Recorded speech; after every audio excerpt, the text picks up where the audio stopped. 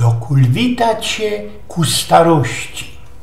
Wiecie, we wszystkich cajtungach, radiokach, we każdej telewizji tu plikują nam, jak też to mamy zdrowo i długo żyć.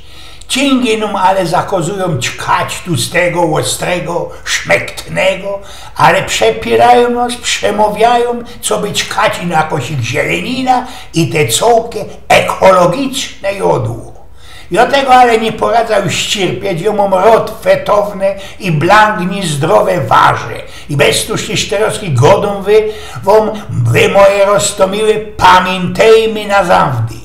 Życie mogę być ino rajzą ku mogile. Na łączos wtory tracimy czas na to, co by dokulwitać się ku niemu we całości i blank zdrowo, ze grytnym, dobrze zachowanym ciałem.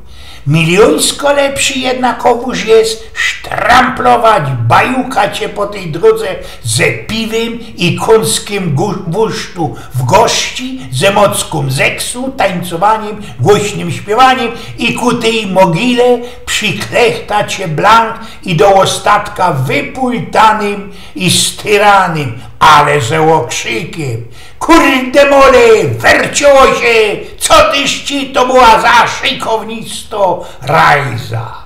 Na teraz jest ku temu naprzydowek dla tych, którzy mają radę fetowne jodło, receptura na tusto gęś. Rewelacjo. Wiecie, jedna srokszo gęś, genau wyszpluchtano, wrażujemy do srogachnej brytwanny, dociepujemy rajnelki, cim, pokropiemy cytroną. Tak narychtowano gęś, zalewamy glaską białego wina, glaską czerwonego wina, dodawamy seta dżinu, seta koniaku, 3 achtliki czystej gorzoły, achtlik białego rumu i musowo pół glaski tekili.